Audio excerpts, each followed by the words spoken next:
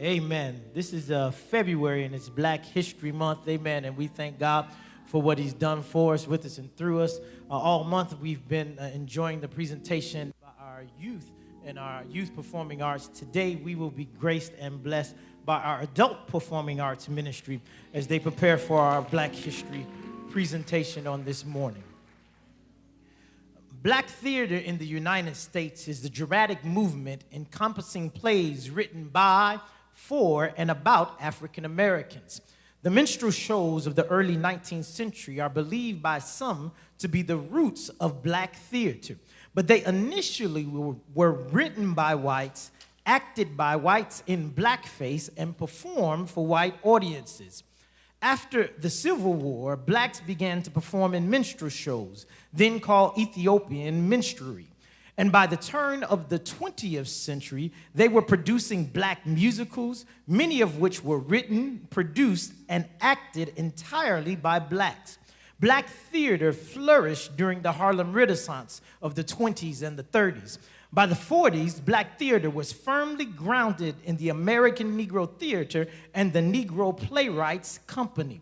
After World War II, black theater grew more progressive, producing such works as Lorraine Hansberry's A Raisin in the Sun and other successful plays of the 1950s, which portrayed the difficulty of blacks maintaining an identity in a society that degraded them.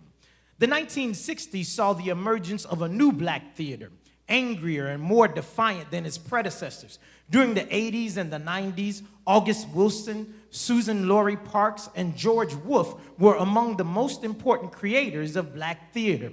Today, countless African American men and women have been recognized for excellence in live Broadway theater as the recipients of the Antoinette Perry Award, more commonly known as the Tony Awards, for their performances in plays written by black playwrights. This morning, the Adult Performing Arts Ministry proudly presents A Taste of Theater with excerpts from scenes from 3 acclaimed plays written by black playwrights. And a few of Macedonia's own are no strangers to the stage. Jamie Thomas will be reprising the role she played twice, opposite Broadway actors Henry Burney III and Gilbert Lewis, along with J.R. Tarver, who also appeared in numerous stage productions, and Sissy Peoples, an original cast member of Broadway's Mama, I Wanna Sing. Ladies and gentlemen, the Adult Performing Arts Ministry presents A Taste of Theater.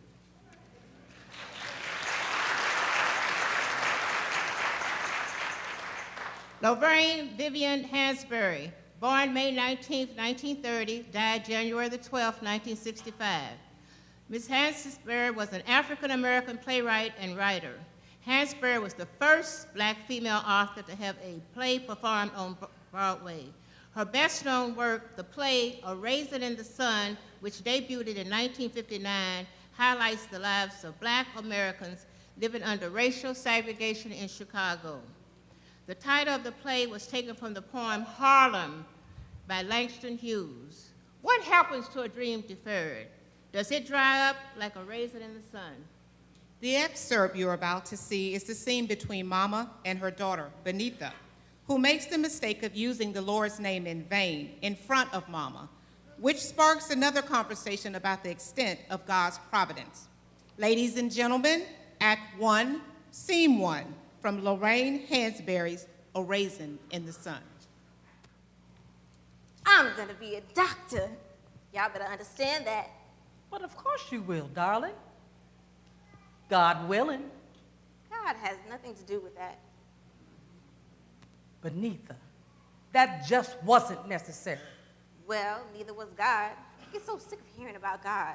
Benita! I mean it. I'm just tired of hearing about God all the time. What does he do about anything? Does he pay tuition? You about to get your fresh little jaw slapped. That's just what she needs, all right? Why? Why can't I say what I want to around here, just like everybody else? Because it doesn't sound nice for a young girl to say those kind of things. You wasn't brought up like that. Me and your father went through the trouble of taking you and your brother to church every Sunday. Mama, you don't understand. It's all a matter of ideas, and just one idea I don't accept. It's not important. I'm not out here being immoral about to commit crimes just because I don't believe in God. I don't even think about it. I get tired of him giving him credit for the things the human race can achieve with its own stubborn effort. It's simple. There is no God. There is only man, and it is he who makes miracles.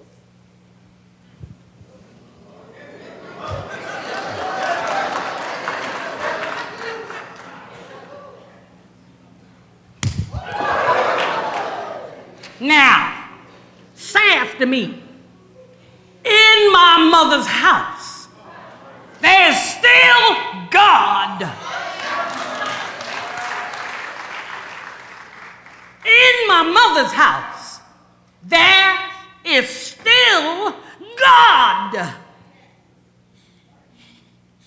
In my mother's house, there's still God.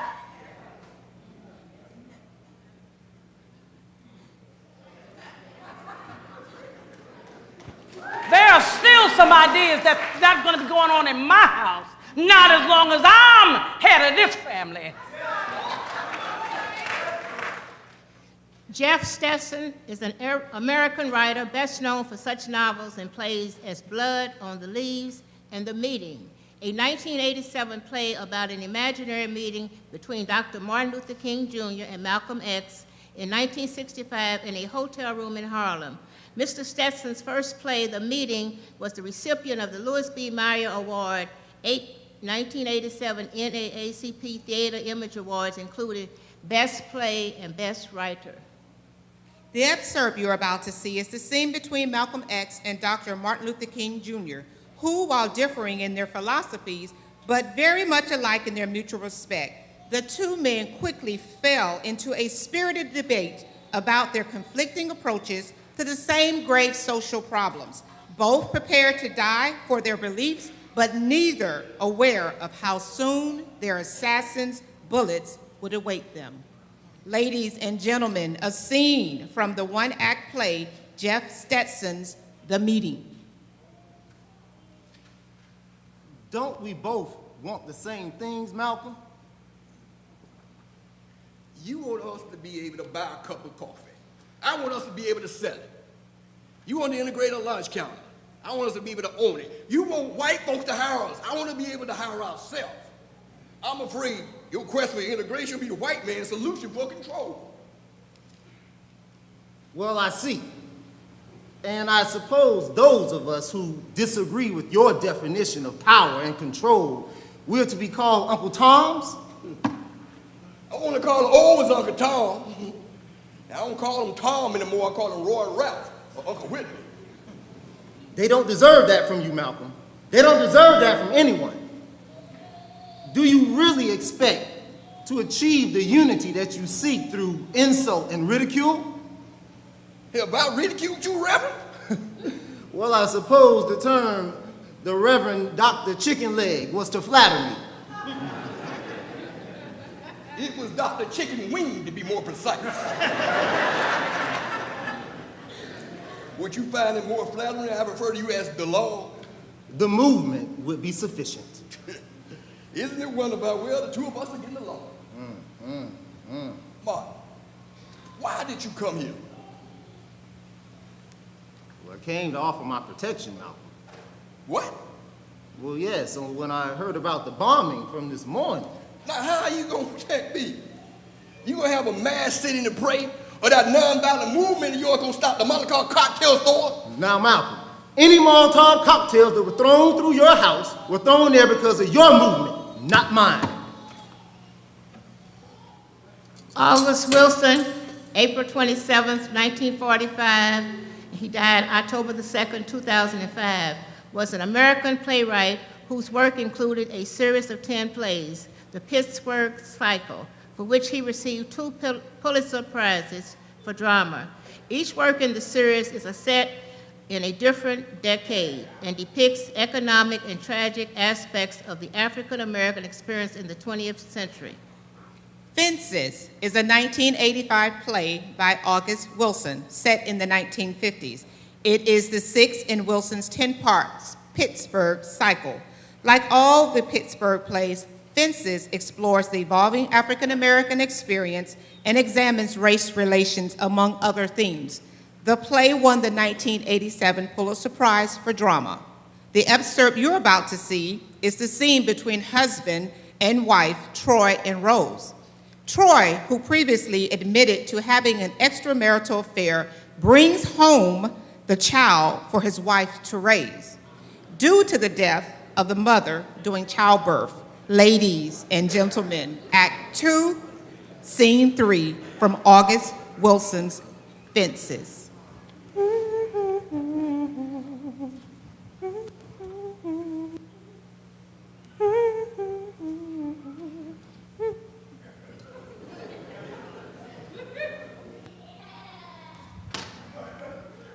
Well, I guess we'll sit on the porch.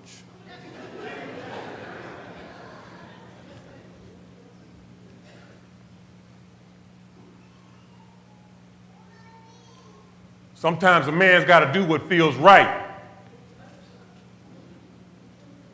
I ain't ashamed of nothing I did. Felt right in my heart. What you smiling at? Your daddy's a big man, got these big old hands. But sometimes he gets scared. And right now he's scared because you and I ain't got no home. Oh, I've been homeless before, but I ain't never had no baby. But I've been homeless before. You be out there all alone on the road and you see that train coming and you do something like this. Please, Mr. Engineer, let me ride the line. Please, Mr. Engineer, let me ride the line. I ain't got no ticket. Let me ride the blinds.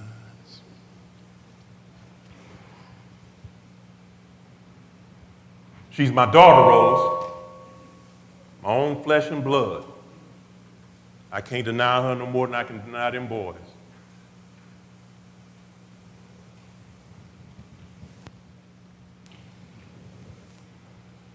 You, them boys, and this baby, all I got in the world. It's all God gave.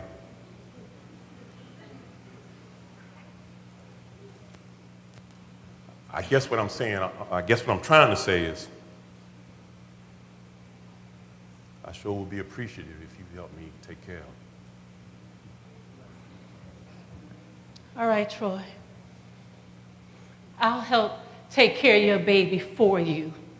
Because like you say, she's innocent. And I can't visit the sins of the father upon the child. A motherless child has got a hard time.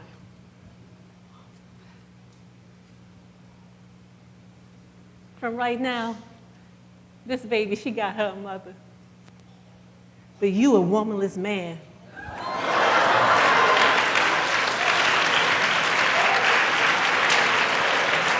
Ladies and gentlemen, please put your hands together for the cast of A Taste of Theater. Thank you for coming, and have a good day.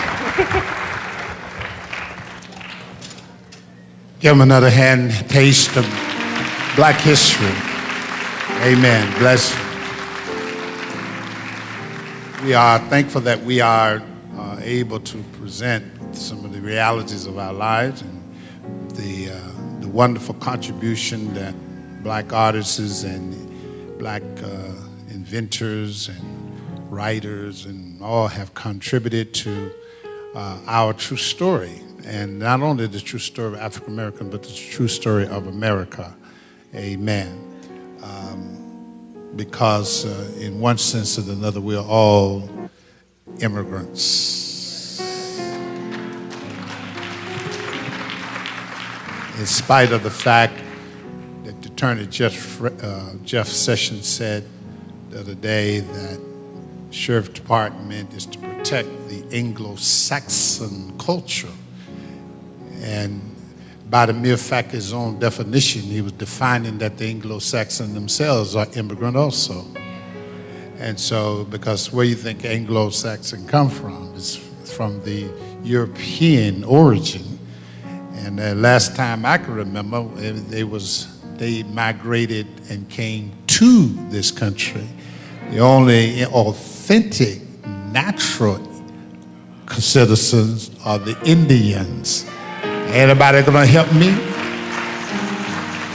So it's a very hypocritical approach. We have to deal with these adversities, these cultural biases that do exist. Unfortunately, they are in our society, and we don't really, I think we do best to educate ourselves to the facts instead of being emotional and irrational.